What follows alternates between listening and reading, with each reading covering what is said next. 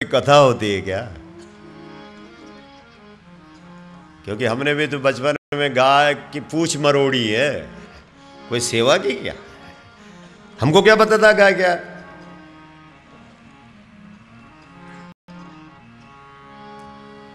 लेकिन मेरे भाई बहनों, पूंछ मरोड़ने का ये फल है।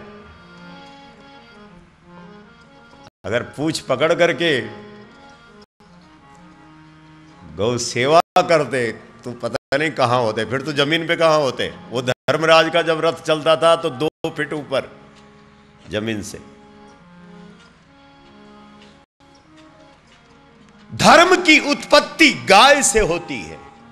दूसरा सूत्र लिखो, ये सारे सूत्र निकलते हैं, लिखा करो। एक बहन उधर हिमाचल प्रदेश में वो डायरी लेके बैठ जाती है, सारे सूत्र लिख के फिर मुझे ही भेजती है। ये सूत्र बोले महाराज। धर्म की उत्पत्ति किससे होती है? धर्म कहां से पैदा होता है? जवाब दो। लेकिन पता था तुम्हें कि धर्म की उत्पत्ति गाय से होती है? क्योंकि धर्म तुम्हारे यहां किस रूप में है? बैल के रूप में। और बैल कहां से पैदा होता है? बोलो तब। इसलिए गाय को बचाने के लिए, गाय की रक्षा के लिए अगर तुम जीवन में झूठ भी बोल दो तो वो झूठ भी सत्य है। और तुम्हारे सच बोलने से अगर गाय मारी गई तो तुम्हारा सच भी पाप है। कितनी बड़ी बात बोल दी। बहुत पढ़े लिखे लोग बोलते प्रमाण दे महाराज, ऐसे ही नहीं मानेंगे हम। देता हूं ना भाई, प्रमाण देता हूं। खास करके मेरे मूछ वाले भाई, क्यों ऐसे ही मानेंगे? नहीं, प्रमाण दे इसका कि गाय के लिए झूठ बोलना भी सत्य के समान है, धर्म है। और अगर तेरे सच बोलने से गाय की हत्या हो गई तो वो सत्य दुनिया का सबसे बड़ा अधर्म है। ये कहानी बहुत गजब की है साहब, प्रमाण के साथ। महाभारत की कहानी। महाभारत में एक कसाई एक गाय के पीछे भाग रहा है। सुनो, कसाई भाग रहा किसके पीछे? गाय के पीछे। आगे 2 रास्ते हैं। एक रास्ते गाय चली गई, इतने में कसाई दौड़ता हुआ आया। उसे पता नहीं लगा कि किस रास्ते गाय गई। वहां पर एक तपस्वी बैठा है, तप कर रहा है। बहुत बहुत गजब की। इस कहानी को ही समझ जाओगे तुम्हारा कल्याण हो जाएगा। मैं तो बोलता हूं धेनुमानस की एक चौपाई भी समझ में आ जाए ना, जीवन बदल जाएगा। उस तपस्वी को कसाई ने पूछा, ओ भाई सुनो, बैठे हो ना? बोला हाँ बैठा हो। वो गाय गई किधर गई बता देना, नीचे गई कि ऊपर गई? तपस्वी ने बोला, अगर बोलता हूं कि नीचे गई क्योंकि गाय नीचे गई तो ये तो कसाई है, ये तो पकड़ेगा और गाय को मार देगा। और अगर बोलता हूं कि ऊपर गई तो झूठ हो जाएगा, क्योंकि अगला तपस्वी है, तपस्वी का अभिमान है अगले को कि मैं तपस्वी हूं, मैं झूठ कैसे बोल सकता। वो चुप हो गया। अरे भाई बोलो ना किधर गई? तपस्वी चुप, क्योंकि अगर ऐसा बोलता है कि इधर गई तो ये मारेगा, गड़बड़ हो जाएगी। और अगर दूसरा रास्ता भेजता हो तो झूठ हो जाएगा। इसलिए तपस्वी मौन हो गया और कसाई वही उसी रास्ते में चला गया जिस रास्ते में गाय गई थी। उसने गाय को पकड़ा और गाय को मारा। मेरे भाई, वो कसाई तो जब जाएगा नरक तब जाएगा। पहले यमदूत उस तपस्वी को लेने आए और उसे कल्पों कल्पों तक नरक में लटका करके रखा। बोलो गौ माता की जय। उसने कहा मेरा अपराध क्या है? बोला वहां झूठ बोलना चाहिए था, ऐसा बोल देना था कि ऊपर गई, ऊपर गई। ओ भाई इधर गई, ऊपर गई। इसलिए उस जिस कृत्य से गौ माता की रक्षा होती हो, हे भारत के लोगों सुन लो, जिस कर्म से गौ की रक्षा होती है वही कर्म धर्म बनता है। कितनी बड़ी बात है बताओ। और पूरी दुनिया सुन रही है, करके देखो। गौएं गलियों में घूमती है और तुम मंदिरों के घंटे बजाते हो।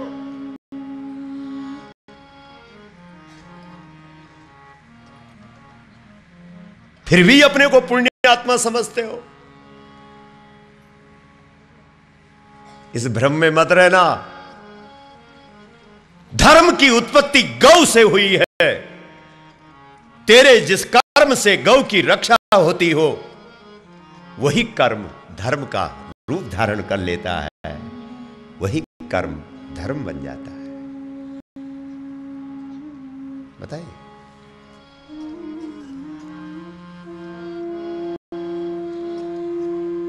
हमारे यहां सत्य बोलने के साथ एक शर्त है, सत्यम ब्रूयात प्रियम ब्रूयात। हमने इतनी ही परिभाषा की उसकी कि सच बोलो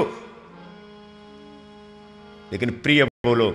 लेकिन सच्ची बात यह है, सच बोलो। प्रेम को पैदा करने वाली जो देवी है, उसका कहीं तुम्हारे सच से अहित न हो जाए, अनहित न हो जाए।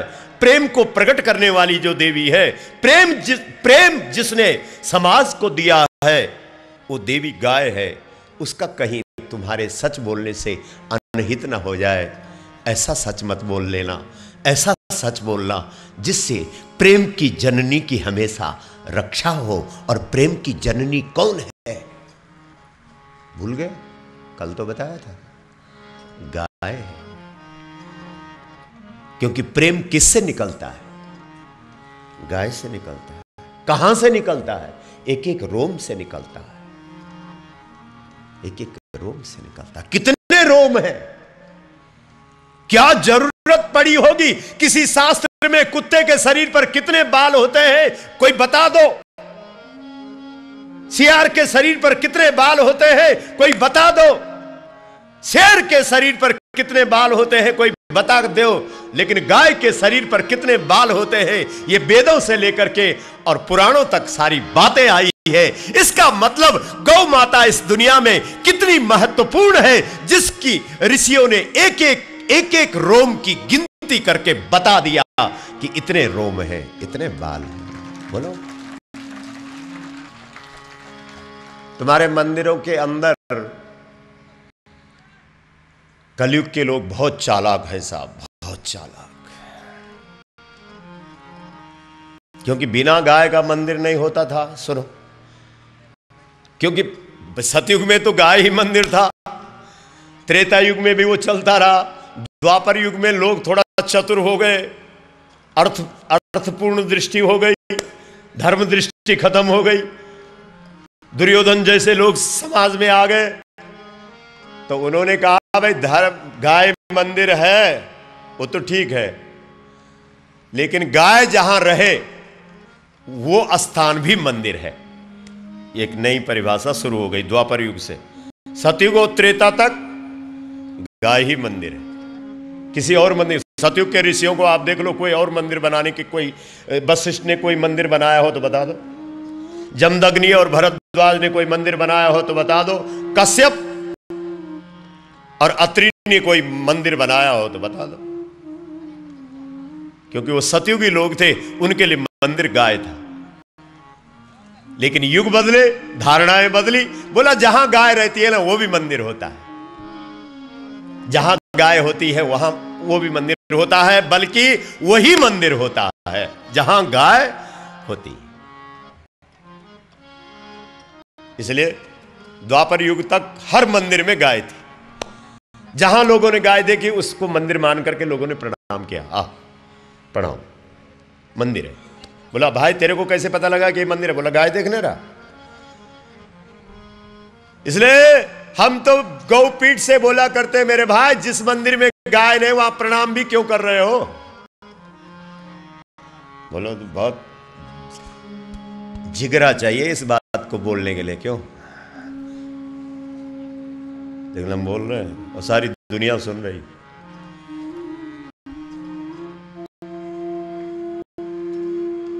क्योंकि गौ मंदिर है, ये सतयुग के लोगों की ऊंची स्थिति है, लेकिन द्वापर युग तक इतना परिवर्तन हो गया कि जहां गाय है वो मंदिर है। लेकिन कलयुग के लोग कितने चतुर हैं, कितने चालाक हैं। उन्होंने सोचा हम न गाय को मंदिर मानेंगे, न जहां गाय रहती है उसको मंदिर मानेंगे, क्योंकि गाय रखेंगे तो विदेशी लोग आएंगे, अंग्रेज लोग आएंगे, बोलेंगे इधर तो गंदा है, मैं मुझे इस आश्रम में, क्योंकि उनको क्या पता कि गाय का गोबर मल नहीं होता है, ये तो मल शोधक होता है। उनकी संस्कृति में तो ये बातें हैं ही नहीं। इसलिए हमारे आश्रम की और हमारे धर्मशाला की इनकम थोड़ी, बोलते क्यों नहीं है, सब मुझसे ही बुलवाते हो, कम हो जाएगी, इसलिए गाय मत रखना। तो क्या रखें? बोला बिना गाय का तो मंदिर ही नहीं होता। बोला ऐसा करो, कहीं से गाय के पूछ के बाल ले आओ शरण। हाँ, और उनको बढ़िया सेफ दे करके, क्या क्या बोलते हैं साहब उसको, जब उसको बढ़िया बना देते, देखो इनसे पूछो, चंवर, क्या सुंदर नाम भी बढ़िया दे दिया, चंवर।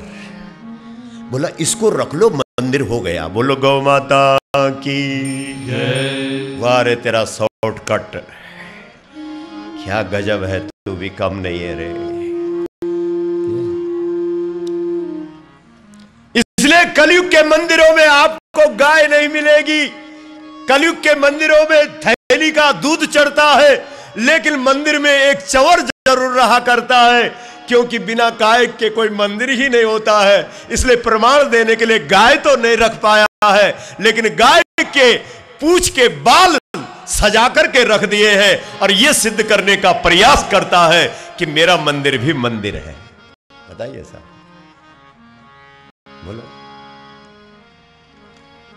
क्या चालाकी है साहब। इसलिए भाई बहनों, श्री कृष्ण ने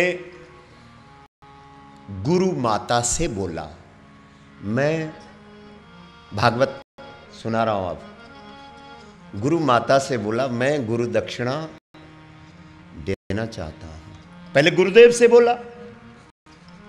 गुरुदेव ने कहा बेटा जो तुमने यहां सीखा है और जो तुमने यहां किया है वो अपने आप करते रहना और दुनिया को बताते रहना। गुरुकुल में कृष्ण गौ चराते थे, पहले भी गौ चराई है, गुरुकुल में भी गौ चराई है। जीवन भर 120 वर्ष तक कृष्ण ने गाय का ही मुद्दा उठाया बस। अरे गोवर्धन पहाड़ नहीं है, गौ का वर्धन पहाड़ जैसा काम है, ये छोटा मोटा काम नहीं है। लेकिन तुम चतुर तो हो ही, तुमने सोचा गोवर्धन को पहाड़ बना दो और घुमाते रहो लोगों को। क्यों? चंदा वगैरह भी खूब चढ़ेगा। बोलो गौ माता की जय। हर हर महादेव। बहुत तीखी तीखी बातें हैं, नहीं? किसी व्यक्ति पर नहीं है। तुम्हारे जो ये आडंबर है ना, उन पर ये बहुत कटाक्ष ने, और इतना प्रचार कर देते हो, बात का बतंगड़ बना देते हो और राई का पहाड़ बना देते हो। बोलो गौ माता की जय। श्री कृष्ण ने 120 साल तक एक ही मुद्दा उठा करके रखा। क्या? बायां हाथ की छोटी उंगली पर चालाक लोगों ने कृष्ण का क्या धर दिया, क्या रख दिया? जल्दी बोलो। गोवर्धन पहाड़।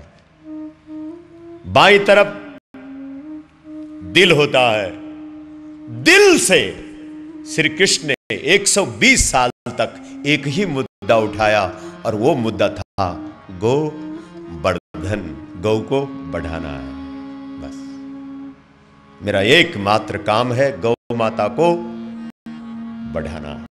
बस मैं आया ही इसलिए हो, मैं आया ही इसलिए, मैं आया ही इसलिए। लेकिन आप क्या समझ रहे हैं कि आप किस लिए आए? बोलिए, क्यों सिंह साहब बताओ, आप क्यों आए? कह रहे थे गुरुदेव बस आप रिटायर्ड लेकर के ना बस गाय की सेवा करूंगा, है ना, ऐसे बोल रहे थे ना। ऐसा पूरा देश बोले तब ना बात बने। अच्छा, गाय के अलावा तुम देश को बदल करके दिखा दो, जाओ। ओ भाई, दृष्टि देने वाली और सृष्टि को बदलने वाली अगर दुनिया के अंदर कोई चीज है तो उसी का नाम तो गाय है। वही तो गौ है, वही तो गौ है, वही तो। इसलिए हम तो मां का बहुत बहुत धन्यवाद देते। मां, अगर ये शरीर छूट जाता ऐसे ही राम कथा और भागवत कथा बोलते बोलते तो हमें तो अफसोस रह जाता है। लेकिन लगता है हमने कहीं ना कहीं राम और कृष्ण की कथा को, क्यों शरण जी, ईमानदारी से बोला है, इसलिए उन्होंने अपनी मां का परिचय हमसे करवा दिया है। बोलो, सीधी बात है, ये कोई अभिमान की बातें नहीं बोल रहा। क्योंकि जब तुम्हारा कोई प्रिय दोस्त होता है तो वो अपनी मां से तुम्हें मिला लेता है कि ओ भाई एक दिन आ जाना ना, मां से मिला दूंगा। और जो प्रिय नहीं होता उसे कभी मां के पास नहीं ले जाता। मां बहन से सबको नहीं मिलाया जाता। ऐसे ही मां के पास ले जाए किसी पियक्कड़ को कि मेरी मां के चरण छू, तेरी क्या औकात मेरी मां के चरण छुए। पहले 10 महीने एकादशी का व्रत रख, तब मेरी मां के चरण छूने लायक तेरे जीवन में, समझ रहे हो। तो राम कृष्ण अपनी मां का परिचय सबसे नहीं करवाते हैं। कुछ न कुछ शर्त है, जो उस शर्त को निभाते हैं उन्हीं को राम कृष्ण अपनी मां से मिलाते हैं। और उनकी मां का नाम है गौ माता। गौ माता, गौ माता, बोलो, गौ माता। तो गुरुदेव ने तो बोला कि बेटा जो तुमने यहां किया वो अपने आप भी 120 साल तक, इतने वर्ष तुम लीला करोगे, अपने आप भी करते रहना, औरों को भी कराते रहना। बस जाओ जाओ जाओ बेटा जाओ।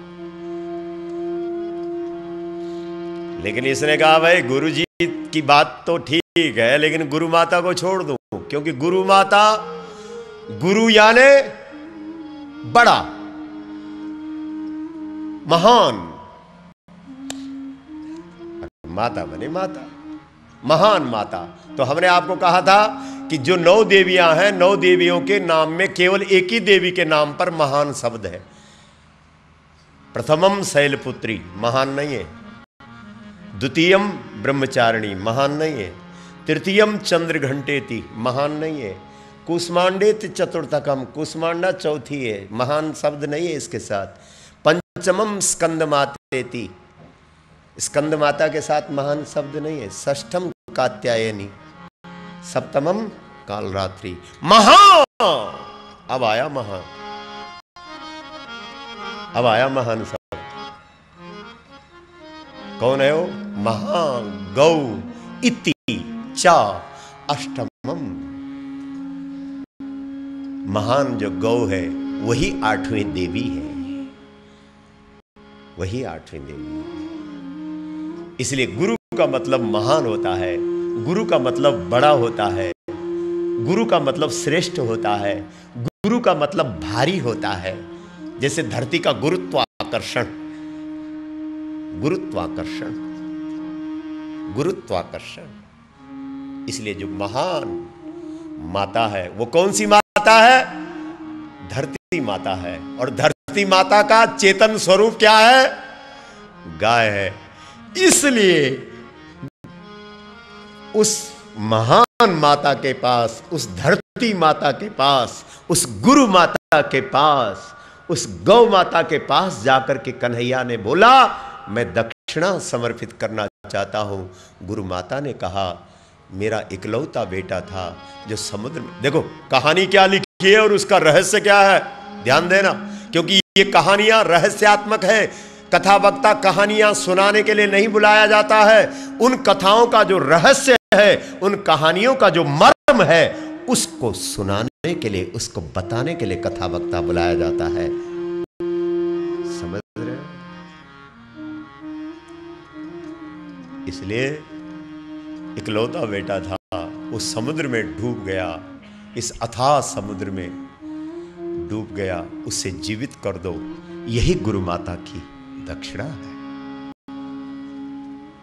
बेटा, अगर तुम पृथ्वी पर आए हो तो पृथ्वी पर इस भारत माता की जो मूल संस्कृति है वो गौ और गंगा है, और वो इस अथाह राक्षसों के समुद्र में, आसुरी संपदा के लोगों के अथाह अज्ञान समुद्र में डूब गई है। भारतीय संस्कृति, गौ और गंगा वाली संस्कृति सब भूल गए हैं। अंग्रेजों ने सब यहाँ आकर के मैकाले की शिक्षा दीक्षा दिला करके लोगों को सब चौपट कर दिया है। उस अथाह समुद्र में हमारी संस्कृति क्या हो गई है, बोलते क्यों नहीं? डूब गई है। आओ कृष्ण, आओ गोपाल, इस संस्कृति को फिर से जिंदा करो। आओ दोबारा से गौ और गंगा का परचम दुनिया में लहरा दो। यही तुम्हारी गुरु माता की दक्षिणा होगी। बताओ, आप सब गुरु दक्षिणा देना चाहते हैं कि ऐसे ही खाली आए हैं? रिक्त पाणो न पश्यन्ति देवता ब्राह्मणो गुरु। जब देवता और ब्राह्मण और गुरु के पास जाया जाता है तो खाली नहीं जाया जाता है। रिक्त पाणो न पश्यन्ति, खाली हाथ मत देखा करो इनको। किसको? देवता ब्राह्मणों गुरु। बोलो, होटल में जाता है तो वहां सबसे बड़ा नोट निकालता है। इन उंगलियों को इतना पता चल जाता है कि 1000 का नोट कैसा है। हाँ साहब, होटल में जाता है तो खट से 1000 का निकालता है, और कथा में आता है तो पता नहीं उंगलियों को कैसे पता चल जाता है, 1 का सिक्का बाहर निकल आता है। वाह रे श्रद्धालु, मान गए तुझे भी। सब बढ़ गया, लेकिन ये गौ माता का 1.25 रुपया अभी तक नहीं गया कहीं, वो नहीं बदला।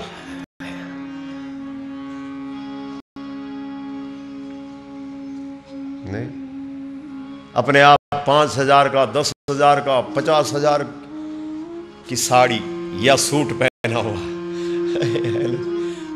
और बोला सत्यनारायण की कथा करवानी है, तो व्यापारी को बोले, कपड़े वाले को बोला 5 रुपए मीटर वाला। वो व्यापारी भी ऐसा तीरंदाज है कि उसने अभी तक वो 5 रुपए मीटर वाला रखा हुआ है, क्योंकि उसे पता है कि भारत के लोग सत्यनारायण की कथा पहले भी करते थे, अब भी कर रहे हैं और आगे भी करते रहेंगे। बाकी अपने लिए भले ही कपड़े बदल देंगे, लेकिन सत्यनारायण को 5 रुपए मीटर वाला ही चढ़ाएंगे। वाह, आपकी बहुत श्रद्धा है। बताइए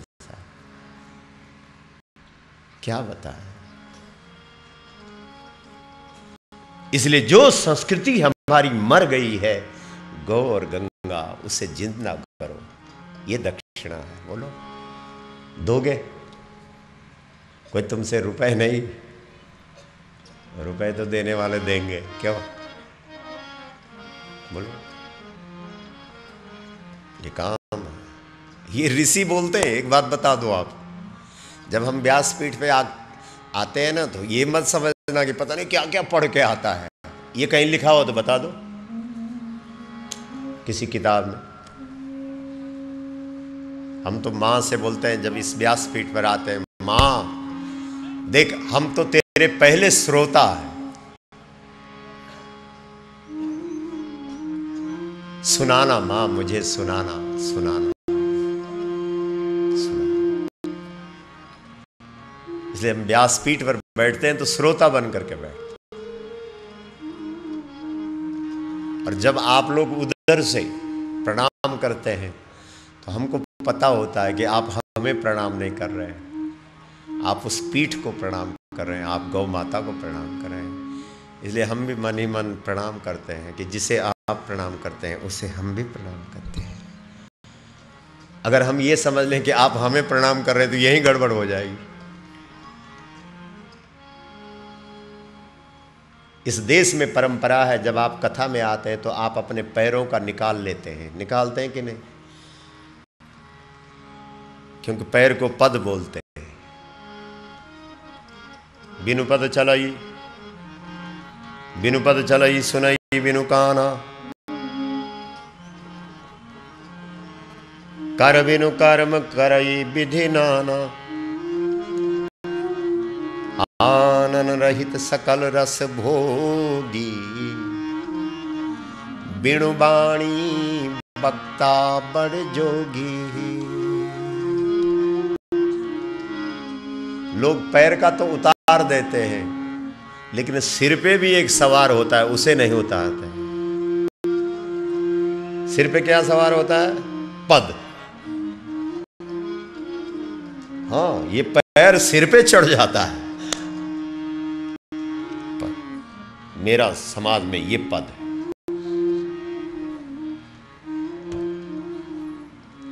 लेकिन कथा में आना मेरे भाई, कथा में आना मेरी बहन, जो समाज ने तुझे पद दिया है उसे बाहर उतार देना, तब कथा में आना, तब कथा तेरे अंदर आ जाएगी। बोलो गौ माता की हर हर महादेव। क्या बढ़िया बढ़िया बात है ना। इसलिए गुरु माता ने, बड़ी माता ने, धरती माता ने, गौ माता ने कृष्ण से क्या गुरु दक्षिणा मांगी? कहते क्यों नहीं हो? मरी हुई संस्कृति को जिंदा कर दे, बस यही गुरु दक्षिणा। खाओ सारे के सारे कसम, जितने बैठे हो चैनल पे भी, जितने बैठे हैं, हाँ जो चैनल पे बैठे हो तो घर में बैठे हो, गंगा जल रखो हाथ पे। हमारे यहाँ जब संकल्प करते हैं तो एक तो ये रस्सी है, हमको हमारी एक रस्सी है, कहाँ गई वो? ये हमको 10-11 साल की उम्र में, 9-10 साल की उम्र में हमारे गुरुजी ने काशी में गौ का एक मंत्र दिया था, गायत्री मंत्र। बोला बेटा ये रस्सी पहले पहन ले, क्योंकि गाय बिना रस्सी के नहीं बंधती है।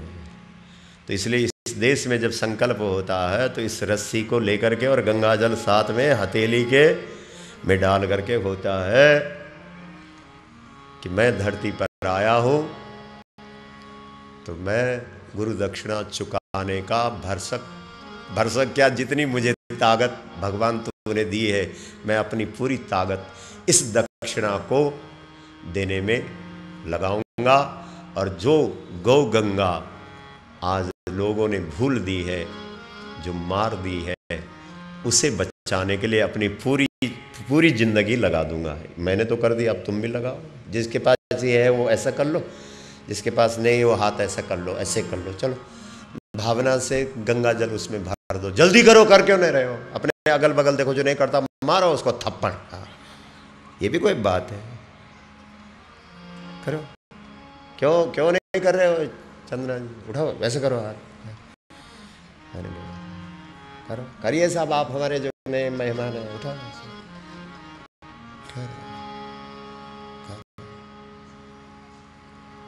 गंगा जल की जगह पर आंसुओं का जल डाल दो उसमें। सच कह रहा हूं। रो ना भाई, इतनी दुखी है तुम्हारी माँ, तभी रोना नहीं आ रहा है।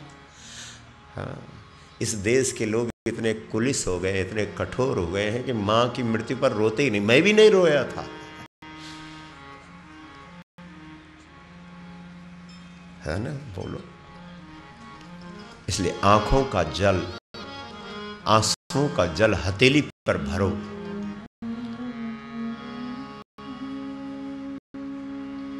क्योंकि जब ब्रह्मा का वो विष्णु का पैर ब्रह्मलोक में गया था और उन चरणों को देखकर के ब्रह्मा का हृदय पिघला था और उसका नेत्र जल निकला था, उस नेत्र जल से उसने विष्णु के चरण धो दिए थे, वही गंगा जल बन गया था।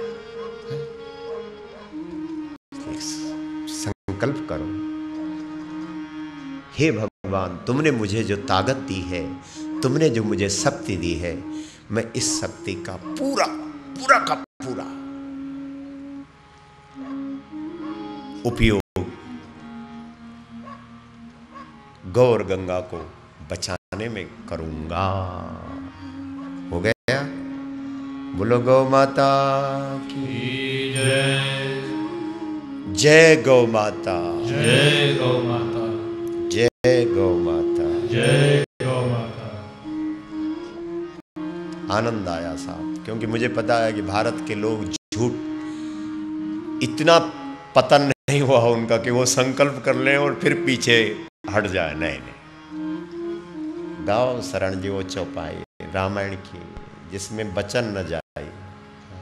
रघुकुल रीति सदा चली आई, रघुकुल रीति सदा चली आई, रघुकुल रीति सदा चली आई, रघुकुल रीति सदा चली आई, प्राण जाई पर वचन न जाई, प्राण जाई पर वचन न जाई, प्राण जाई पर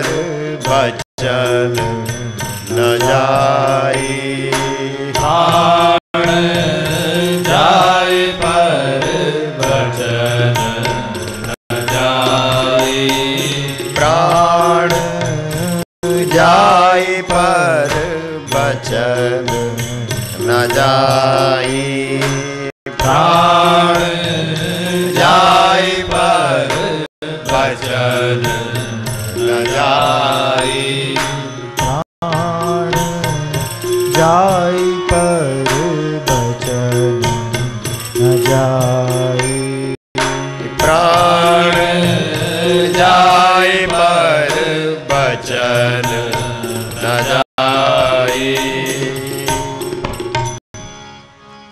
जय गौ माता। तो ये है गुरु दक्षिणा। बताइए, बोला गुरु जी के लिए रुपए भेज देना गुरु पूर्णिमा पे। बोला गुरु पूर्णिमा है ना, मनी ऑर्डर जरूर करना। क्या गुरु दक्षिणा समझता भी है कि गुरु दक्षिणा क्या होता है?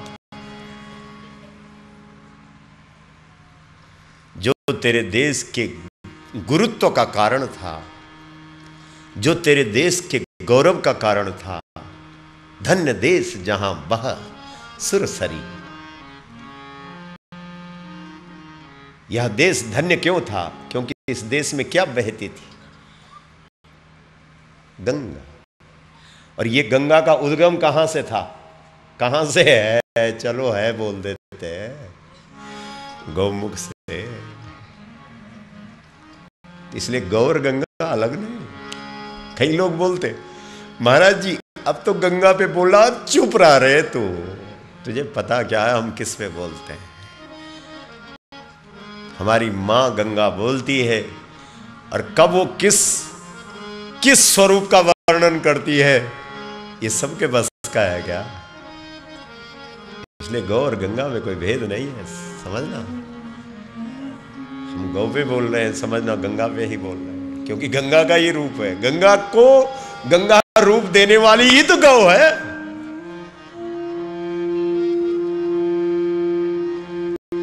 हमारे शरीर का एक एक बूंद खून का बस गौ माता के काम आ जाए, बस ऐसा करो। इस कथा को पूरे देश में, पूरे विश्व में फैला दो। तो ये गुरु दक्षिणा। तुम्हें तुम्हारे देश की परंपरा सुनाओ। इस देश में गोष्ठ पहले बनता था और भवन बाद में बनता था। बताइए साहब, गोष्ठ किसको बोलते हैं? जहां गाय रहती है। तो कितने लोग हैं यहां जिन्होंने पहले गोष्ठ बनाया, बाद में अपना भवन बनाया? पहले गाय का गौ भवन बनाया कहां? नहीं, यहाँ क्यों नहीं बनाया फिर अगर आपका इतना प्रेम था? देखो साहब, ये तो चालाकी है। देखो गुप्ता साहब, हाँ, चालाकी हम पकड़ लेंगे, कोई भी करे फिर। मतलब साहब गांव में था, देखो ये चालाकी है। गांव में तो सभी के पास था। हम तो जहां जाते हैं, चाहे बंगला बनाते हैं चाहे झोपड़ा, बिना गाय के नहीं रहते हैं।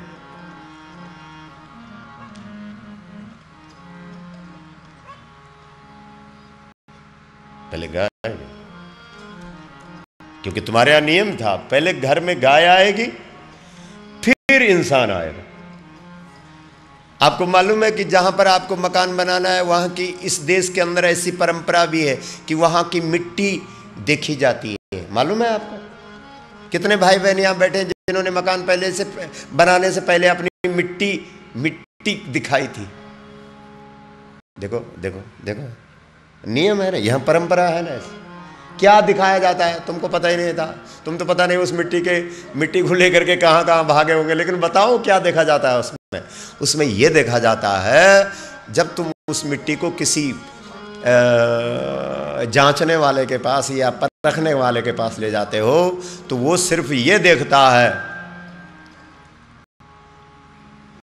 वो सिर्फ ये देखता है कि इसमें गोबर की गंध है या नहीं है। अगर गोबर की गंध है तो ओ भाई बना ले मकान, बढ़िया रहेगा जा। और अगर उसमें गोबर की गंध नहीं है, अच्छा नहीं रहेगा, मत बनाना मकान। बोलो गौ माता की। तो ये तुम अपने आप भी कर सकते हो। और वो किसने कह दिया कि इसके लिए कहीं जाना है? उठाओ मिट्टी और देखो, सूंघो, अगर उसमें गोबर की गंध है तो ठीक है, बना लो, नहीं है तो जाओ। गोबर की गंध है तो इसका मतलब है कभी ना कभी यहां पर गाय रही, और जहां गाय रही है घर वहीं बनता है। बोलो गौ माता की। घर बनाने वाली और घर बसाने वाली का नाम ही, इसलिए जो ब्रह्म वाले हैं वो अगर पीछे रह जाएं कि कहां तू महाराज कलयुग में ब्रह्म की बातें करता है, ब्रह्म ज्ञान गौ माता देती है, हमको तेरा ब्रह्म ज्ञान नहीं चाहिए, हमें तो मकान चाहिए। कई भाई बहन सुन रहे हैं जिनको ब्रह्म ज्ञान की जरूरत नहीं है। बोला तेरी गौ कथा सुन करके अगर मकान मिल गया तो हम धेनु मानस का पाठ जरूर करवाएंगे, ये भी हमारी मनोती है। मकान चाहिए ना, चिंता ना करो। गौ माता ब्रह्म ज्ञान ही नहीं देती है, गौ माता मकान भी देती है। जो मकान के लिए गौ की पूजा करता है उसे मकान देती है, और जो ब्रह्म ज्ञान के लिए गौ की उपासना करता है उसे ब्रह्म ज्ञान देती है। समझ रहे हैं?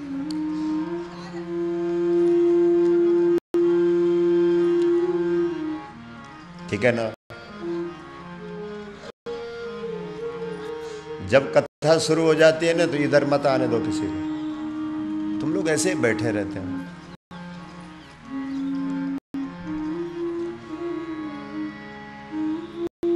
सारी बातें हमें ही बोलनी पड़ती है, क्या करें?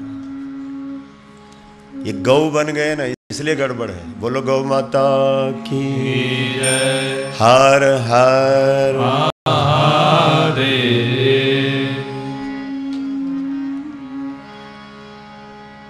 इसलिए गौ केवल ब्रह्मज्ञान नहीं देती है, गौ तेरी प्राथमिक जो आवश्यकता है उसे भी पूरी करती है। गौ मकान भी देती है। इस देश के अंदर पहले गोष्ठ बनता था, उसके बाद भवन बनता था। भवन शब्द के दो अर्थ, वैसे तो कई अर्थ है, लेकिन जो तुम्हारे काम के वो अर्थ बता रहा हूं। भवना, तो भव का अर्थ शंकर भी होता है और भव का अर्थ संसार भी होता है। अगर तुमने गोष्ठ बना करके भवन बनाया, गोष्ठ बना करके अगर तुमने भवन बनाया तो तुम संसार में नहीं फंसोगे। गौ माता तुम्हें फंसने नहीं देगी। और अगर तूने बिना गोष्ठ का भवन बना दिया तो तुम ऐसे भव में, ऐसे माया में, ऐसे संसार में फंसोगे कि अगर राम और कृष्ण दोनों अगर दो हाथ पकड़ेंगे तुम्हारे, एक तरफ से राम पकड़ेंगे और एक तरफ से कृष्ण, तो ताकत नहीं अगर राम कृष्ण भी उसको ऊपर उठा दे जिसने बिना गोष्ठ का भवन बनाया है। बोलो गौ माता की जय। आप कहेंगे अब तो हद ही कर दी महाराज तूने। नहीं, कई लोग होंगे ना राम कृष्ण के भक्त, अब तो हद कर दी महाराज तूने। राम कृष्ण किसी के हाथ पकड़े वो न तरे, ऐसा कैसे होता है? अरे आया ना हमारे पास,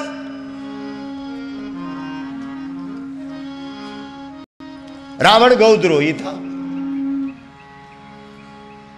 और उसको मंत्र देने के लिए दो आए, ब्रह्मा और शिव जी। उठाओ राम। एक तरफ से ब्रह्मा बोले ए भाई मैं तुझे ज्ञान दे रहा हूं, दूसरी तरफ से शिव जी बोले ए भाई मैं तुझे ज्ञान दे रहा हूं। लेकिन शंकर और ब्रह्मा दोनों फेल हो गए, क्योंकि ज्ञान गौद्रोही को देना चाहते हैं, कल्याण गौद्रोही का करना चाहते हैं, और गौद्रोही का कल्याण दुनिया में न शिव जी कर सकता है, न ब्रह्मा कर सकता है, न राम कर सकता है, न कृष्ण कर सकता है। गौद्रोही के कल्याण करने की क्षमता किसी में नहीं है, किसी में कोई नहीं कर सकता। आप कहेंगे रावण गौद्रोही था, इसका क्या प्रमाण है? रामचरितमानस की चौपाई। जेहि जेहि देश धेनु द्विज पावहि, जेहि जेहि देश धेनु द्विज पावहि, जेहि जेहि देश धेनु द्विज पावहि, जेहि जेहि देश धेनु द्विज पावहि, नगर गाँव पुर आग लगावहि, नगर गाँव पुर आग लगावहि, नगर गाँव पुर आग लगावहि, नगर गाँव पुर आग लगावहि। जहां जहां गाय है वहां वहां आग लगा दो। क्यों? वास्तव में वो गौद्रोही नहीं था, वो देवद्रोही था, लेकिन उसके गुप्तचर विभाग ने उसे रिपोर्ट सौंपी। बोला ये देवताओं की ताकत गाय है। बोला ठीक है, फिर गाय को ही हटा दो, खत्म कर।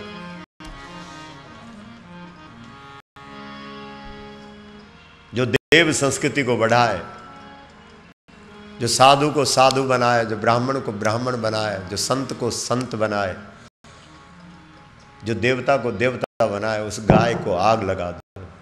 रावण ने बोला उस गाय को हटा दो। इसलिए आपने तो संकल्प कर दिया। अब हमें तो आज इतना प्रसन्नता हो रही है ना गंगा के पवित्र तट पर, सच कह रहे हैं, क्योंकि इतने लोगों ने। अच्छा एक बात और मैंने कल भी बोली थी, आज फिर बोल रहा हूं। जहां रघु शब्द आएगा ना, गाय समझ लेना, रघु का अर्थ गाय लगा देना बस, क्योंकि रघु गाय से पैदा हुआ है। दिलीप का बेटा रघु गाय से पैदा हुआ। इसलिए जहां रघु शब्द आए, इसलिए रघुकुल रीत सदा चली आई। गौ मानने वाले कुल की ये रीत है, प्राण जाए पर वचन। हमारे प्राण जा सकते हैं लेकिन हमारे वचन, जो वचन तोड़ेगा।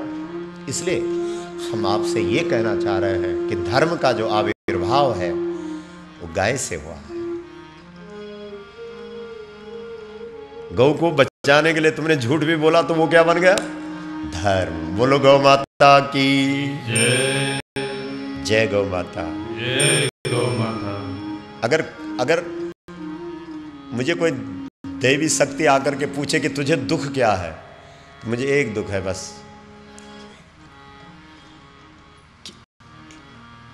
इस कथा को सब नहीं सुन रहे हैं, और मुझे कोई दुख नहीं। सच कह रहा हूं, गंगा का किनारा है, गंगा तो मेरी सर्वस्व है। मुझे मेरी मां गंगा ने अनुमति दी है कथा बोलने की, ऐसे ही नहीं बोलता। और जो भी इसके लिए परीक्षा देनी चाहे मैं देने के लिए तैयार हूं, जो जैसी भी परीक्षा लेना चाहे, कि मुझे ऑर्डर गंगा ने दिया है कथा बोलने का। नहीं तो मुझे पता नहीं था ये कथा वथा क्या होती। समझ रहे हो? इसलिए भाई बहनों, हमें एक ही दुख है कि इस कथा को पूरी दुनिया नहीं सुन रही है बस। इसलिए आप सब लगाओ जो।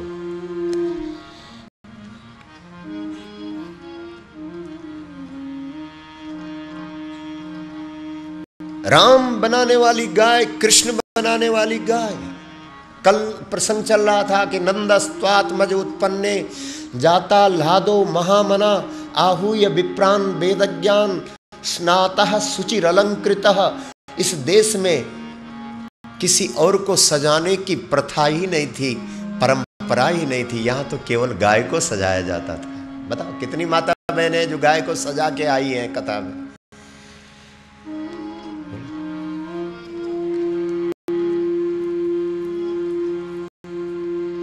एक भाई मुझे कह रहा था तेरी कथा से क्या होगा। हमने कहा वो होगा जो आज तक कभी नहीं हुआ।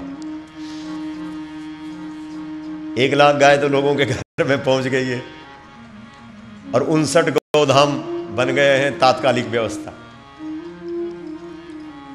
और अभी देखते रहो क्या होता है।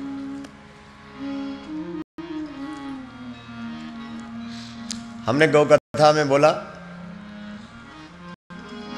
कुंता जी की कहानी सुनाई हमने, आपको भी संक्षिप्त में सुना देता हूं।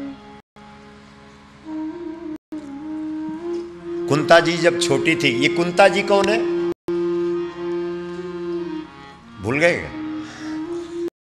अरे उसको कुंती भी बोलते हैं, कुंता भी बोलते हैं। हमारे यहाँ संस्कृत व्याकरण का एक नियम है कि स्त्रीलिंग में या टाप लगता है या गीप लगता है, तो गीप का ई रहता है और टाप का आ होता है। इसलिए व्याकरण सम्मत बातें बोलता हूं, इसलिए नहीं बोल रहा हूं अरे वो गुरुजी तो कुंती नहीं बोल रहे थे, वो तो कुंता बोल रहे थे, अशुद्ध बोल रहे थे। व्याकरण का पता तेरे को नहीं, अशुद्ध मुझे बोल ठहरा रहा है।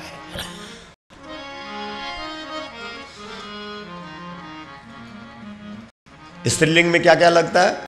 चलो थोड़ा व्याकरण पे भी चर्चा कर लें, क्यों? हमारा विषय रहा है ना।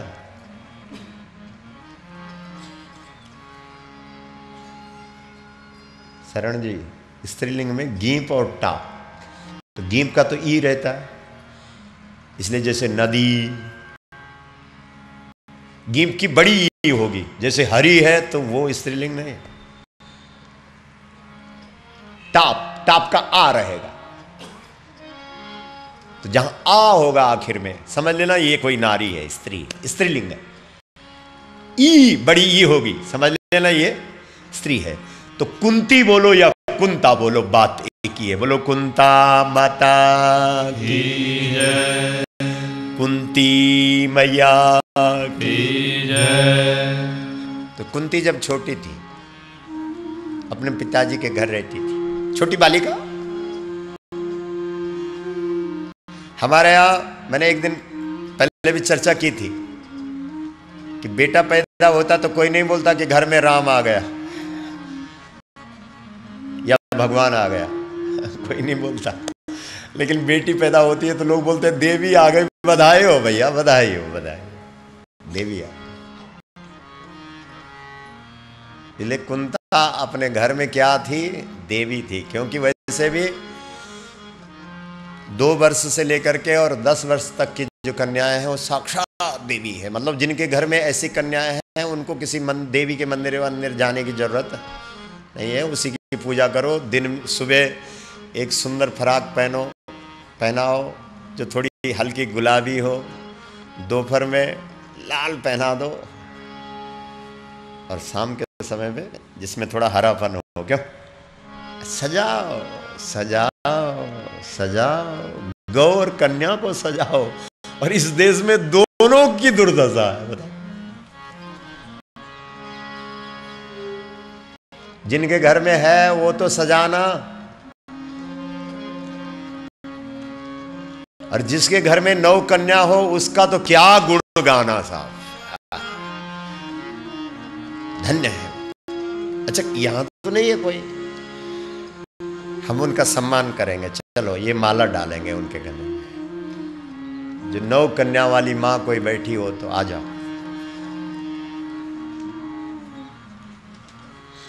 अरे भाई, यहां तो कन्या पैदा होती है तो माँ बाप के चेहरे देखने लायक, सारा काला, बिना काला लगाए।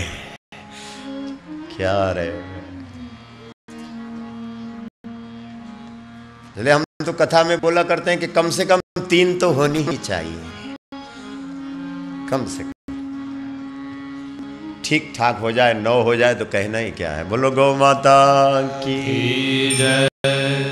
हर हर महादेव। तो एक बार कुंता के मायके में, मतलब कुंता के घर में, छोटी बालिका है ना, अभी 10 साल की रही होगी ज्यादा से ज्यादा। एक बाबा आ गए, बोला मैं यहाँ चातुर्मास व्रत करूंगा। सुन रहे हैं आप? बड़ी अच्छी कहानी है, आपको सुना रहा हूं, बहुत अच्छी, बहुत अच्छी।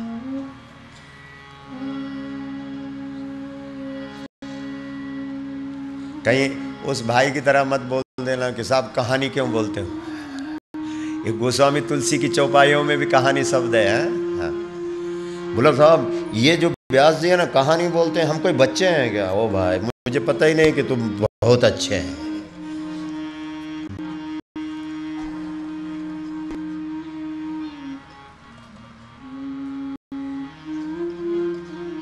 तो एक बाबा आ गए चातुर्मास व्रत करने के लिए। बोला 4 महीना यहीं रहेंगे। तो घर वालों ने सोचा कि बाबा का इतना बड़ा व्रत है, केवल गाय का दूध पी करके 4 महीना रहेगा, एक समय गाय का दूध पिएगा, तो इस बाबा को वो दूध देने वाली जो ड्यूटी है किसकी लगाएं? जो हमारे घर में देवता हो उसकी ड्यूटी लगा दो। तो जितने बच्चे थे वो तो सब कच्चे थे, इसलिए उनकी ड्यूटी नहीं लगाई। ड्यूटी किसकी लगाई? जो देवी थी, यानी कुंता की। बोलो कुंता माता की जय। उस कुंवारी कन्या का उसे ये दायित्व दिया गया कि तुम बाबा को हमेशा बेटी गाय का दूध समय पर दिया करोगी। बाबा की सेवा में इस परिवार ने अपनी कन्या को नियुक्त किया। आ गई समझ में? ठीक है। 4 महीना कब निकले पता ही नहीं लगा। बाबा जाने लगा। बाबा जाते जाते पीछे मुड़ के देखा तो रो रही थी। कौन रो रही थी? ये छोटी सी बालिका। कुछ मुझे बताया भी नहीं, कुछ दिया भी नहीं, ऐसे ही जा रहे हैं। मैंने तो सुना था जब घर में बाबा लोग आते हैं तो वो कुछ मंत्र दे देते हैं। मुझे आपने कोई मंत्र ही नहीं दिया। सुन रहे हो? बहुत अच्छा विषय आया वैसे अब मंत्र वाला ने।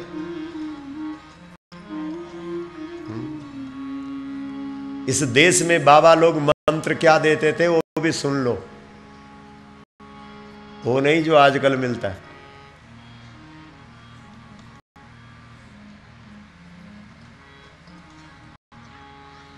मंत्र का अर्थ होता है ऐसी सलाह जो तेरे जीवन को दिव्य बना दे और जो तेरे जीवन में देवताओं को खड़ा कर दे। ऐसी सलाह, ऐसी मंत्रणा। ऐसा विचार जो तेरे जीवन में क्रांति पैदा कर दे, जो तेरे जीवन को परिवर्तन कर दे, जो तेरे जीवन को बदल करके रख दे, ऐसी मंत्रणा बराबर मंत्र। मननात् त्रायते मंत्रः, ये व्याख्या होती है। जिस पर मनन करने से, जिस पर चिंतन करने से, जिसके बारे में सोचने से तो धन्य हो जाएगा, तेरा मानव जीवन सफल हो जाएगा। वो मंत्र है। ठीक है, ठीक है। अच्छा, मंत्र देना है, मुझे तो पता ही नहीं है। ठीक ठीक, गलती हो गई देवी। चलो चलो चलो, ऐसा मंत्र बताता हूं जिससे सब देवता खड़े हो जाएंगे। कुंता को लेकर के बाबा वापस आए। बोला, वो कौन सी गौ माता का दूध पिलाया आपने हमें? ये बाबा, ये गाय है यहाँ पर, ये काली गाय है ना, इसका। वाह वाह, प्रणाम करो, प्रणाम करो। वाह, साष्टांग दंडवत प्रणाम किया दुर्वासा ने। किसका दर्शन करके? कहते क्यों नहीं हो? गौ दर्शन करके। जब तू अष्टमी तिथि की अधिष्ठात्री गौ माता के पास जाता है तो अष्टमी तिथि की अधिष्ठात्री देवी अगर गाय है तो कम से कम तेरे 8 अंग धरती को छूने चाहिए जब तू उसे प्रणाम करता है।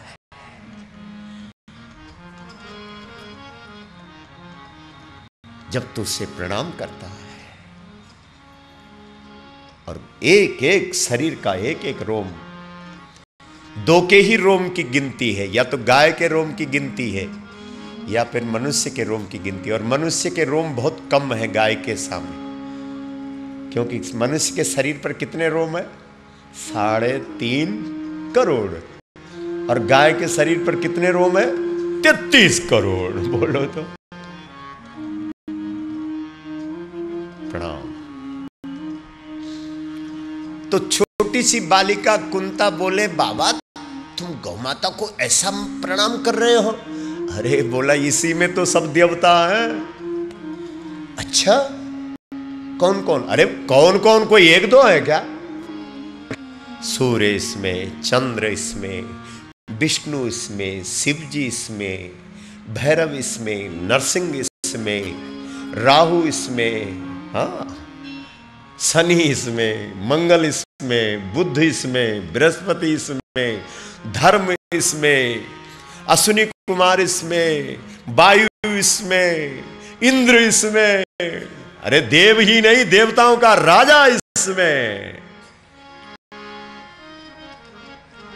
अच्छा, मुझे तो पता ही नहीं था। बोला, यही काम तो साधुओं का है, इसीलिए तो हम साधु बने। साधु बनने का लक्ष्य ही ये होता है देवी, कि वो घर घर जाकर के लोगों को बताए कि देवता किसी मंदिर में नहीं रहते, देवताओं का मंदिर गाय है, और उससे तुम जिस देवता को चाहो उस देवता को पाओ। इस शिक्षा को, इस उपदेश को लेकर के जो अलख जगाए वही साधु है, वही साधु। अरे बाबा, मुझे तो पता ही नहीं था। क्या करना पड़ेगा, विधि क्या है? मंत्र तो हमको पता लग गया कि संपूर्ण देवता इस गाय में है, लेकिन विधि भी बता दो, क्योंकि बिना विधि के सिद्धि नहीं है। बोला, देवी विधि ये है कि जैसे तुम मंदिर में जाने की जो विधि है, ये मंदिर है, 33 करोड़ देवताओं का मंदिर है, वैसे तुमने गाय के पास आना है, नहा धो के आना। इसको फिर ये देवता ऐसा है कि खाता बहुत है।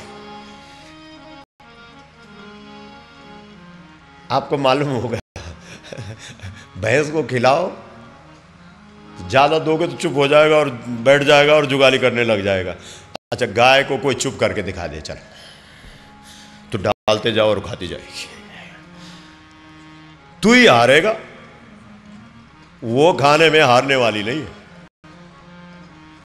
इसको खिलाते रहना, खिलाते रहना।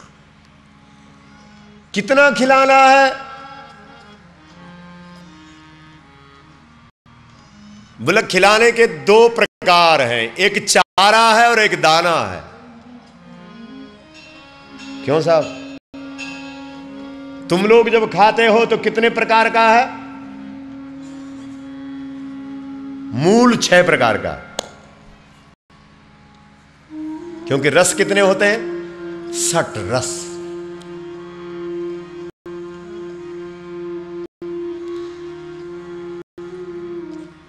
खाने के प्रकार कितने हैं? अब तो बता दो, क्योंकि खूब खाते हो। बताओ क्यों सूरी साहब, बताओ क्या खाते हो? कुछ खाते हैं, कुछ पीते हैं, कुछ चाटते हैं। चटनी मिल जाए तो उसे खाते हो कि चाटते हो? क्या करते हो? जल्दी बोलो। हाँ, खाते हो? चटनी को चाटते हैं, और अगर आम मिल जाए तो उसे खाते हो, उसे चूसते हो। तो खाते हैं, पीते हैं, चूसते हैं, चाटते हैं। 4 प्रकार का ढंग लेने का है मनुष्य का, और 6 प्रकार के रस हैं, और एक एक रस के कितने आप भेद कर दें वो आप पर है। इसलिए कभी कभी लोग 56 कर देते हैं।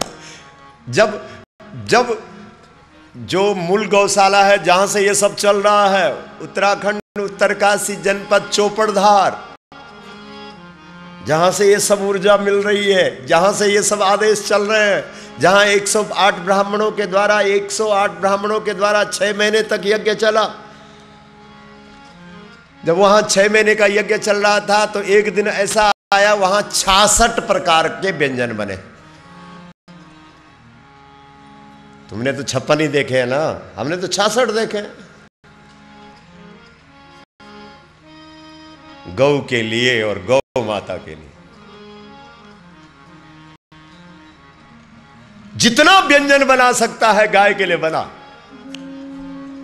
गौएं कट रही हैं और कृष्ण को व्यंजन खिला रहा है। किसी बेटे की मां कट रही है और उसके आगे व्यंजन रखो, थोपड़ा तोड़ देगा देने वाले का, खोपड़ा भी तोड़ देगा कि तेरा खोपड़ा खराब है। यहां देख नहीं रहा, यहां तो जब किसी के माँ बाप मर जाते हैं तो उस रात को, शाम को तो लोग खाना तक नहीं खाते हैं। बोलो,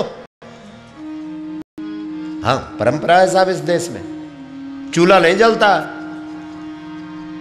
तो राम और कृष्ण का तो चूल्हा ही बंद हो रखा है।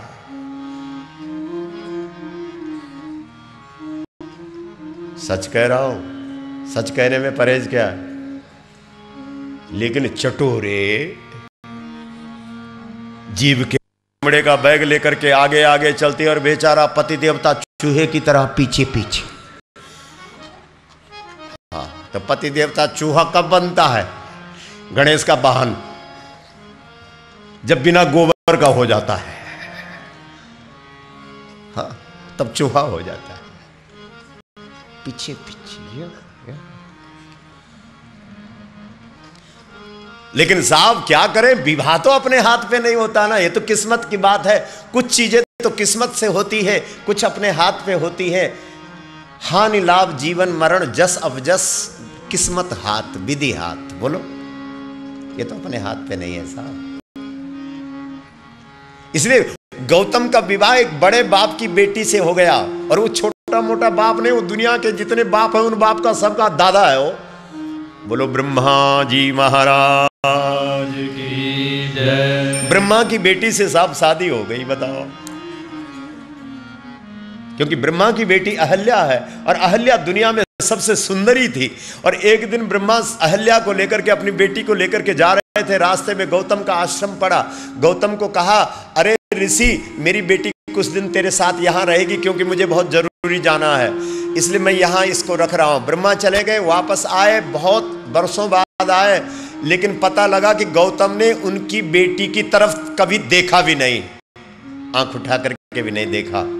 जब ब्रह्मा ब्रह्मा को ये पता लगा, बोला भाई मेरे भाई तेरे को देख करके तो मैं दंग हूं, क्योंकि दुनिया में इतना संयमी पुरुष मैंने कहीं देखा नहीं, क्योंकि दुनिया मैंने बनाई है और सबको मैंने बनाया है और सबको मैंने देखा है, इतना संयम मैंने कहीं दुनिया में देखा नहीं है, इसलिए मैं तुझ पर प्रसन्न हूं, मैं अपनी बेटी का विवाह तेरे ही साथ कर रहा हूं। वाह रे वाह। इसलिए अहल्या का विवाह किससे हो गया था?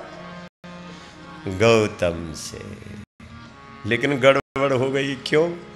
क्योंकि अगला गाय का चेला, और ये बेटी है बड़े बाप की, इसने तो दिन में 50-50 हजार की फराकें बदली हैं। यहां तो गोबर और गौमूत्र के सिवाय और कुछ मिलता ही नहीं है। अब ऋषिकेश के आलीशान बंगले में रहने वाली बहनों को बोले हम कि बहन जी जरा गाय का गोबर उठा दो, थप्पड़ मार देगी सीधा कि गंवार कहीं का हमसे बोलता है। ये तेरी गौ कथा गांव वालों को सुना जा करके। हाँ, 20-20 हजार की साड़ी पहनने वाली वो उठाएगी गोबर है?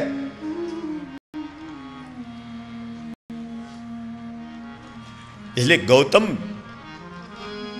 अहल्या को बोले, देवी सुबह अपने साड़ी का पल्लू लेकर के गाय के पास जाया करो, और गौ माता का जो वरदान है ना वही गोबर के रूप में है, उस वरदान को अपने पल्लू पर लिया करो। और गौमूत्र नीचे मत गिरने दो, ये गंगा जल है, इसे पात्र पर रखा करो, अपने घर पर छिड़काव करो, अपने माथे पर डालो, अपने मुख में डालो, धन्य हो जाएगा तुम्हारा जीवन। एक दिन अहल्या को गुस्सा आया, अहल्या ने कहा, अरे वो गंवार, मुझे क्या पता कि ऐसा मिलेगा मुझे,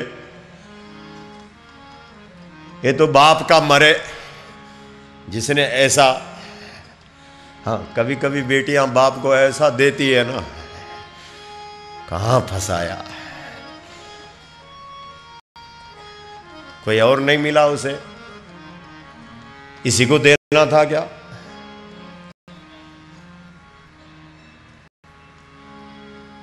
एक पशु के पीछे पड़ा रहता है, रात को देखो तो पशु के पास, सुबह देखो तो पशु के पास, शाम को देखता है तो पशु के पास।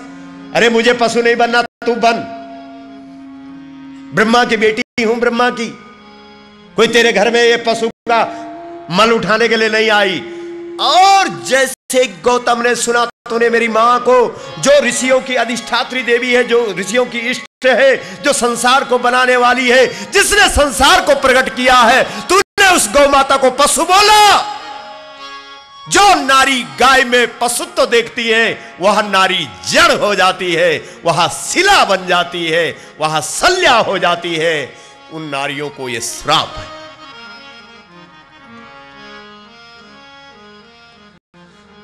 क्या गजब की कहानी है साहब, बताइए। शल्या बन गई, शिला बन गई।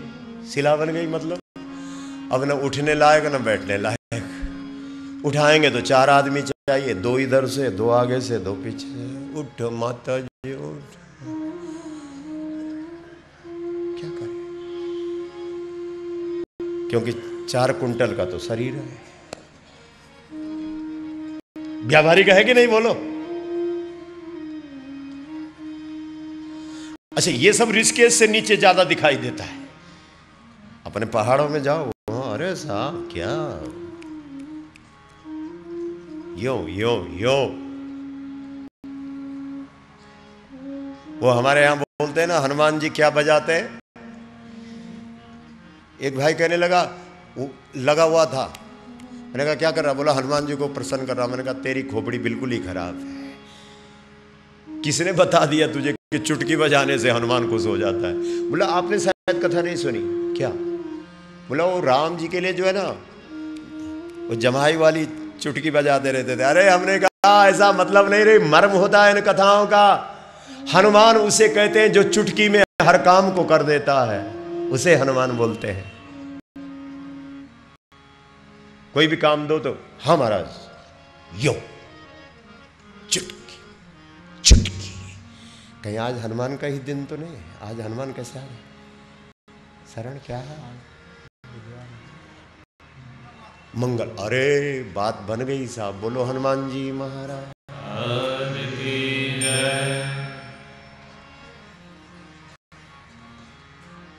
बजरंगी जैसा कोई नहीं, बजरंगी जैसा कोई नहीं, हनुमान सरीखा कोई नहीं, हनुमान सरीखा कोई नहीं, हनुमान सरीखा कोई नहीं, बजरंगी जैसा कोई नहीं, बजरंगी जैसा कोई नहीं, बजरंगी जैसा कोई नहीं, हनुमान शरीखा कोई नहीं, हनुमान सरीखा कोई नहीं, हनुमान सरीखा कोई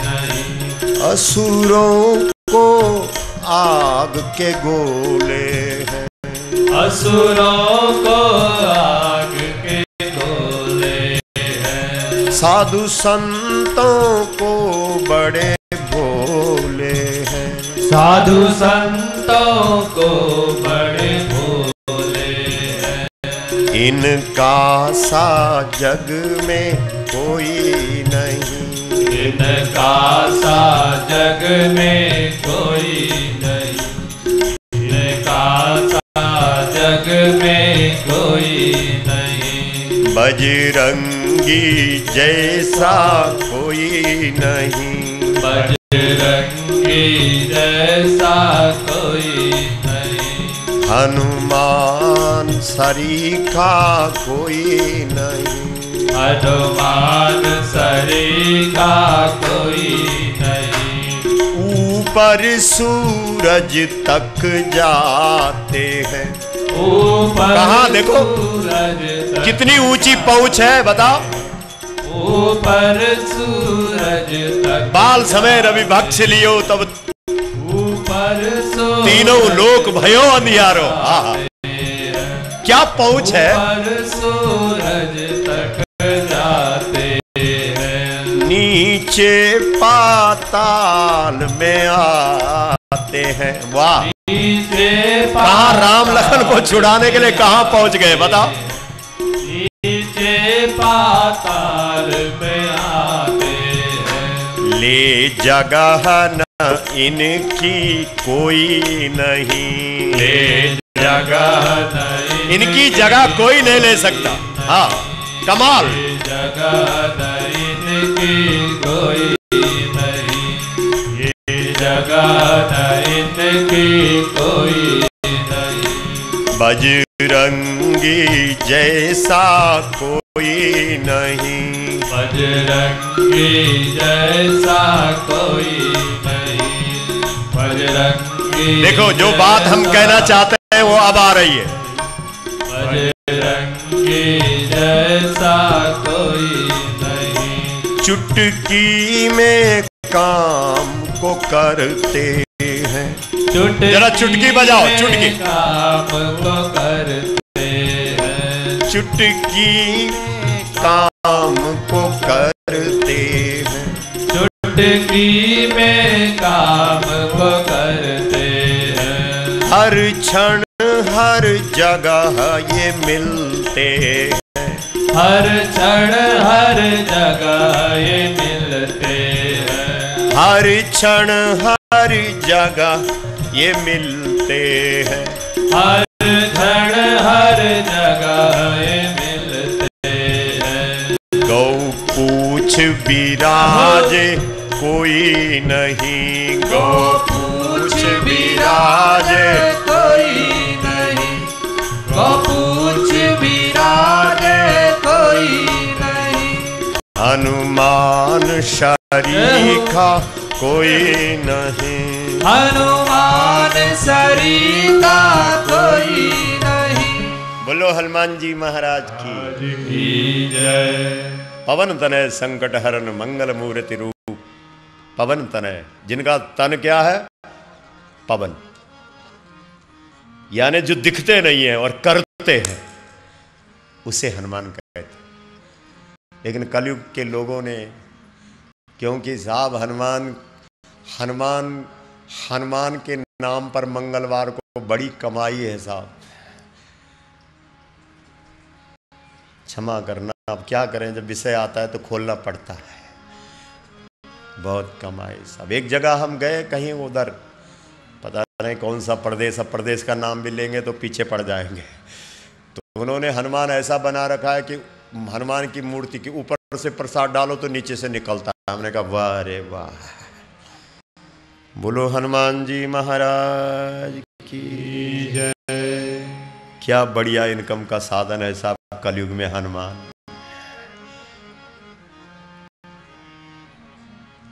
अरे हनुमान बनना है, हनुमान बनना है, हनुमान बनना है। पवन तनय, जिसका तन पवन है, जिसका शरीर वायु है, जो करता है, जो दिखता नहीं है, वो हनुमान है। बताइए, आप कहेंगे साहब अगर कोई हनुमान को पकड़ना चाहे और वो तो उड़ता है, वो तो वायु रूप है, तो कहां पकड़े उसे, कहां पकड़े? एक भाई ने मुझसे सवाल किया, महाराज जी उसको पकड़े कहां? मैंने कहा ओ भाई, गाय में सब देवता है ना? बोला हाँ है। हमने कहा हनुमान में तो होगा? बोला हाँ होगा। तो बता फिर कहां पर है? अब देखो कहीं गौ का चित्र मिले, देखना। तो हनुमान जी गौ माता की पूंछ में बैठे। गाय की पूंछ काम करती, बंदर की पूंछ कोई काम नहीं करती, गाय की पूंछ काम करती।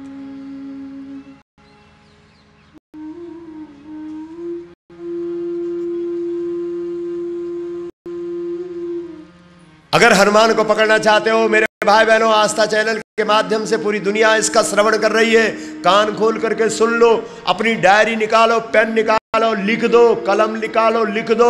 अगर हनुमान को पकड़ना चाहते हो तो गाय की पूंछ पकड़ लेना। पूंछ पकड़ते ही ये पवन शरीर वाला अपने आप पकड़ में आ जाता है। बोलो हनुमान जी महाराज की जय। हनुमान जी महाराज की जय। आज के बाद जब मंगलवार बार आएगा तो उस दिन कहां जाओगे? जल्दी बोलो, क्यों नहीं बोलते हो?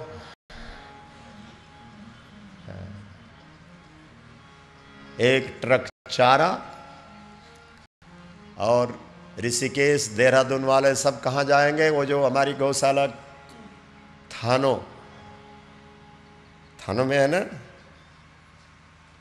ठीक है, मंगलवार को वहां जाओ, 2-4 ट्रक वहां चारा डालो। बद्रीनाथ की गौएं हैं वहां। बद्रीनाथ में एक आदमी ने हाथ खड़े कर दिए थे जब उस गौधाम की शुरुआत हुई।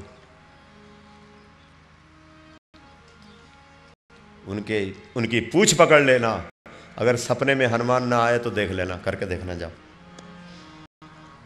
वो तब तुम्हें उनके दर्शन करने के लिए नहीं जाना पड़ेगा, वो तुम्हारे पास आएंगे, कहेंगे कि बताइए काम बताइए, क्योंकि आज आपने हमको पकड़ लिया है और जो हमें पकड़ लेता है हम उसके काम करने के लिए हमेशा तैयार रहते हैं। बोलो, इसलिए हनुमान को पकड़ने के लिए कहाँ जाना? गौधाम में जाना, गौ माता के पास जाना, गाय की पूंछ पकड़ लेना। बोलो गौ माता की जय। हर हर महादेव। एक भाई कह रहा था, बोला लगता है कि ये सब बंद करवा देगा। तब तक दूसरा कर, अरे कौन सुनता है इसकी? हाँ, दोनों प्रकार के हैं। तब तक तीसरा बोला अभी तो लोग नहीं सुन रहे हैं, लेकिन एक दिन ऐसा आएगा ना पूरा देश सुनेगा भाई इससे। क्योंकि चिन्ह तो ऐसे ही लग रहे हैं, क्योंकि प्रसाद चिन्हानि पुरः फलानि।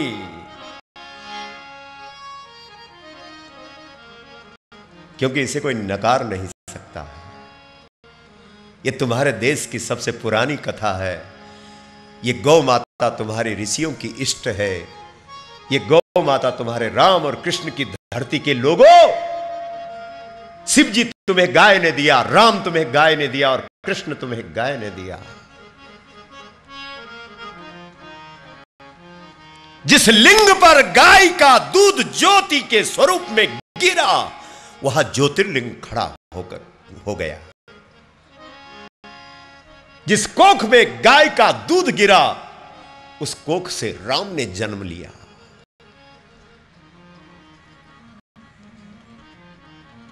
गोकुले राम केशवो, जहां गोकुल है वहीं राम कृष्ण का दर्शन होता है। बोलो गौ माता की जय।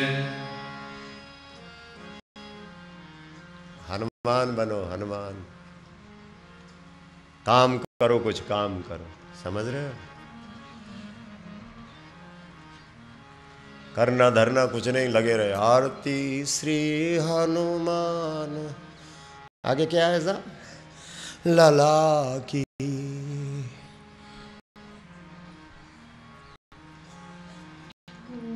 काम करो, काम करने का नाम हनुमान है। नौजवान का नाम हनुमान है। बलवान और बुद्धिमान का नाम हनुमान है। बुद्धिमतां वरिष्ठ।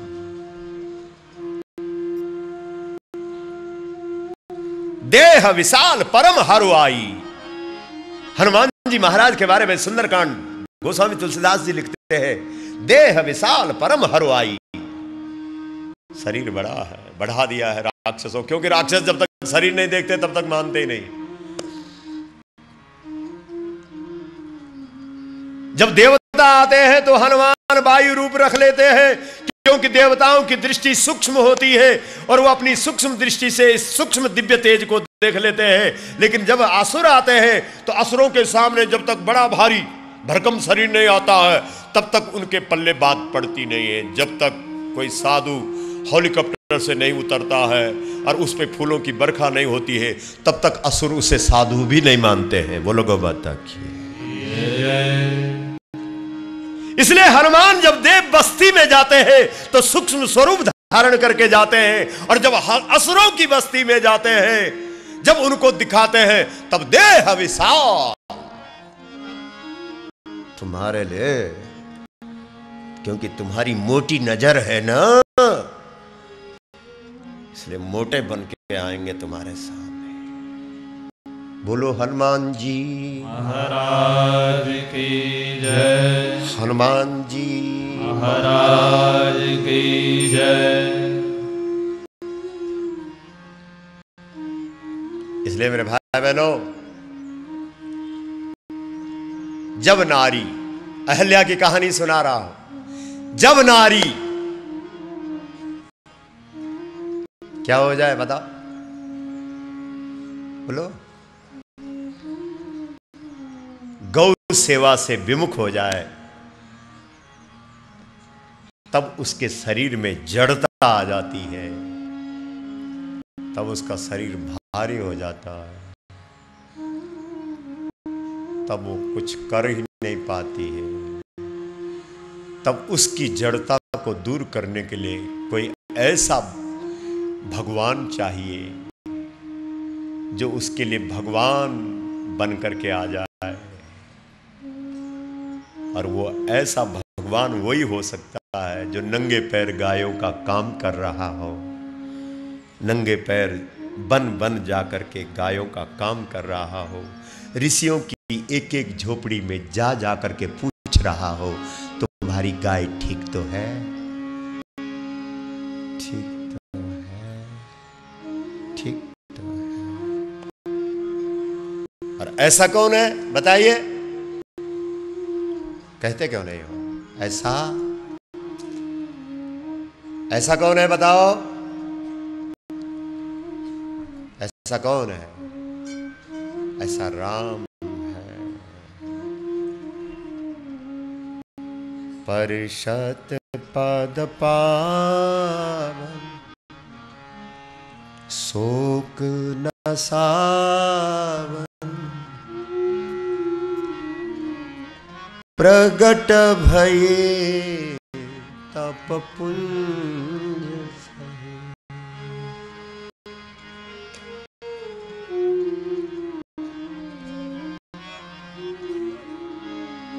प्रगट भये तप पुंज सहे। प्रगट भये प्रगट भई तप पुंज सहे। देखत रघुनायक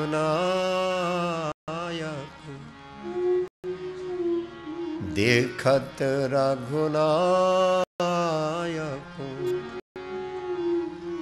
जन सुखदा प्रणत होई कर जोरी रही।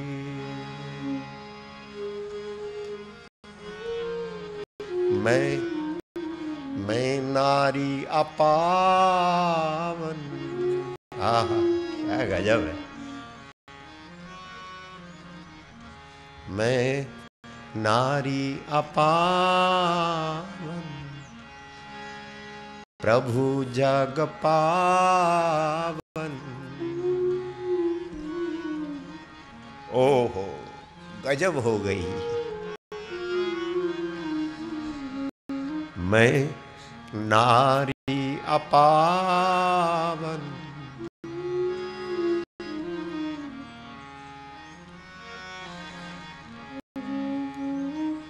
महाराज जी नारी हो ना, कभी कभी बुद्धि आगे से पीछे चली जाती है।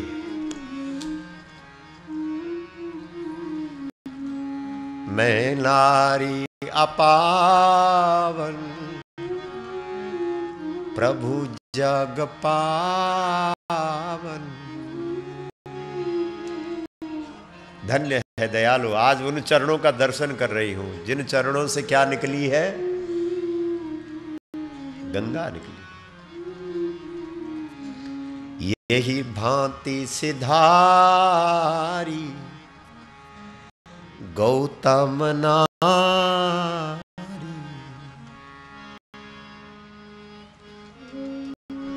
यही भांति सिधारी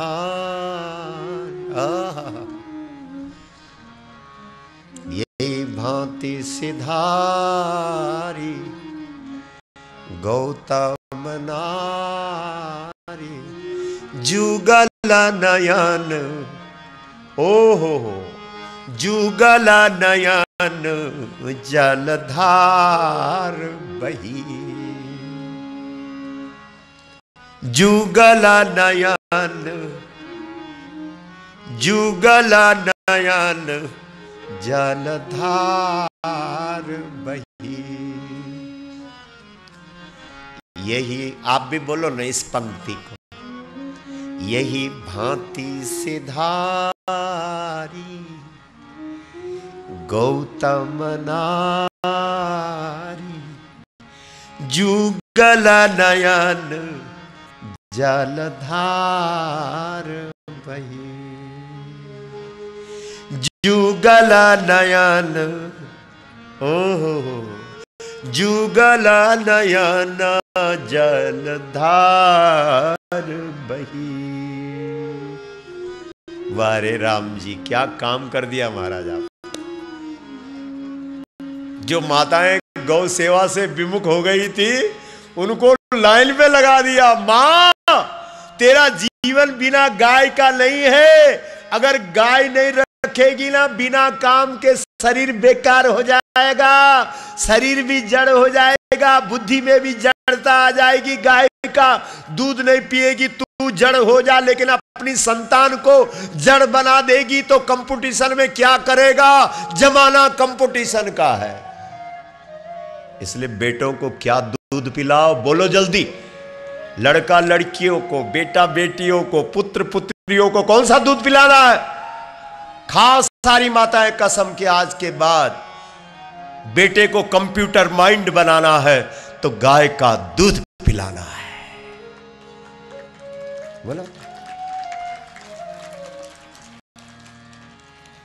धीमहि धियो यो नः प्रचोदयात्।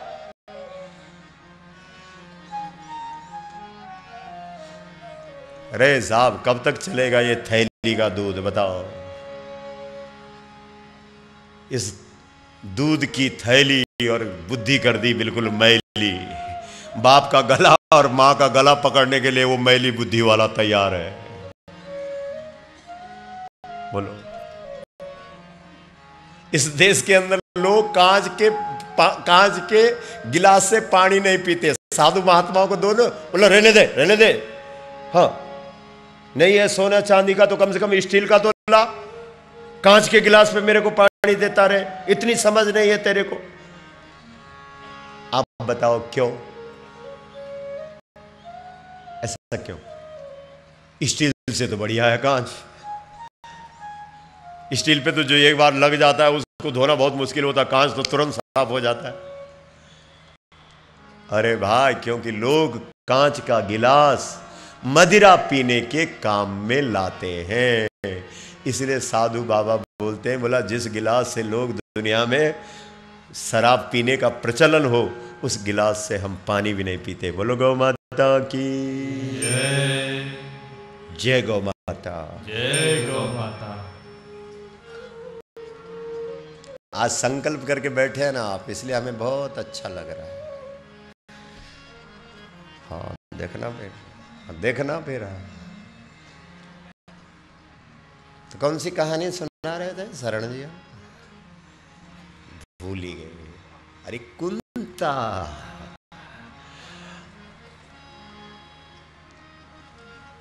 तो कुंती जी ने आज सुनो, इतवार था, रविवार मेरी गौ माता का दिवस है। वैसे तो हर दिन उसका है नहीं, लेकिन उस दिन उस पर ज्यादा ही झलक होती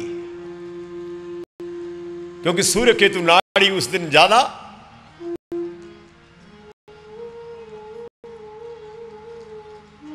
आज इतवार का दिन चुना किसने? कुंती ने।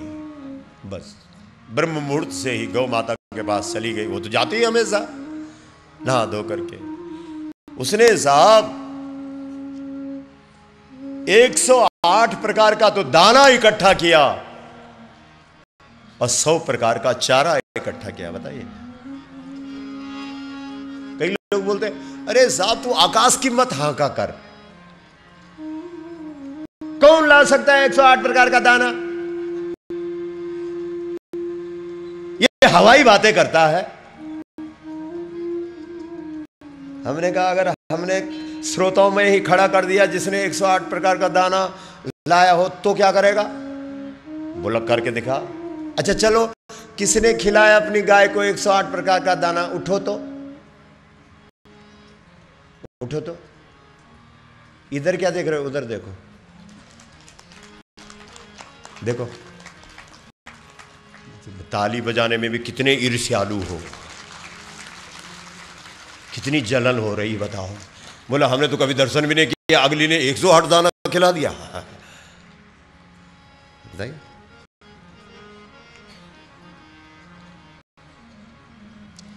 इस देवी ने 108 प्रकार का दाना खिलाया और लिस्ट मुझे सौंप दी कि महाराज गौ कथा में सुना, गौ के लिए 108 प्रकार का दाना, और इनके पूरे मोहल्ले पूरे क्षेत्र से लोग दर्शन करने के लिए गायों के लिए आते हैं। पूरी लिस्ट दे रखी है साहब, लिस्ट को पढ़ूंगा तो फिर गौ कथा ही रह जाएगी। शरण जी 62 प्रकार का तो एक पृष्ठ में है, और फिर यहां से लेकर के 108।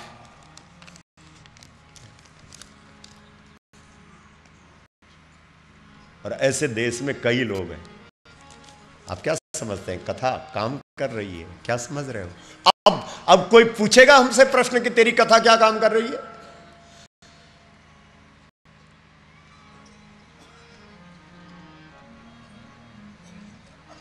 क्यों चौधरी जी दिल्ली से आए हैं, आपने क्या किया गौ कथा सुनकर के? कुछ तो किया होगा, क्या किया बताओ, खड़े उठो तो।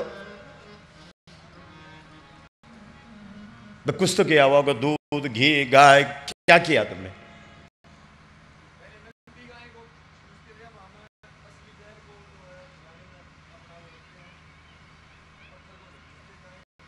घर में गाय का दूध पीते हैं कि नहीं? पूरा संकल्प के साथ कि ऐसा तो नहीं, भैंस का तो नहीं। अच्छा ये हमारे हरियाणा के वो क्या बोलते हैं आपको, जाट है ना, कोई नाराज तो नहीं है?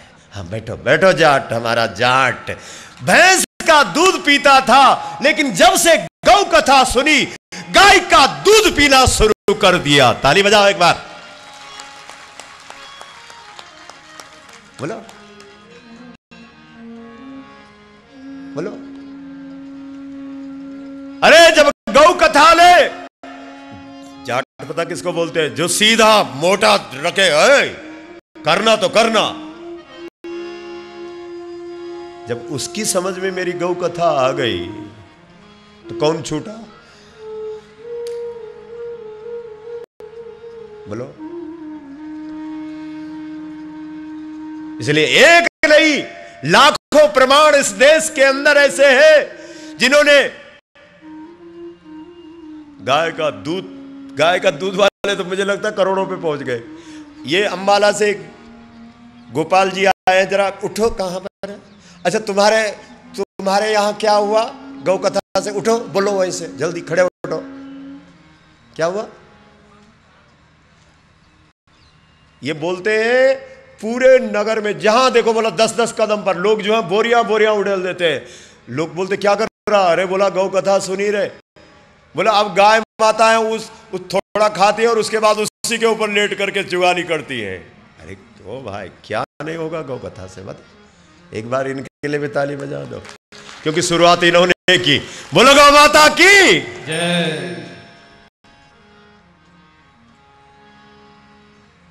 एक बार इस देश के 1 अरब 20 करोड़ लोगों को गौ कथा सुना दो। अगर तुम 10-10 दिन गाय के दर्शन के लिए प्रतीक्षा न करो तो जाओ, हम गौ कथा ही नहीं बोलेंगे। ये स्थिति हम पैदा कर देंगे। 10-10 दिन तक तिरुपति बालाजी में लोग बोल रहे थे कि कभी कभी तीसरे दिन नंबर आता है, लेकिन हमारी गौ माता के दर्शन के लिए लोग 10-10 दिन खड़े रहेंगे। ऐसी स्थिति गौ कथा इस देश में पैदा कर देगी जिस दिन इस देश के 1 अरब 20 करोड़ लोग गौ कथा सुन लेंगे। कथा ऐसे नहीं है, ये ऋषियों ने दिया है।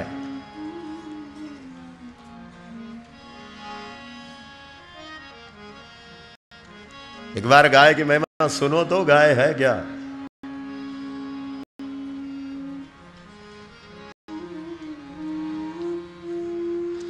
अरे साहब चमत्कार अगर हम सुनाने लगे, यही इतने लोग बैठे हैं। अगर मैं एक बार बोल दूं कि एक तरफ से किसने क्या गाय का चमत्कार देखा, गौ कथा सुनकर के क्या तुम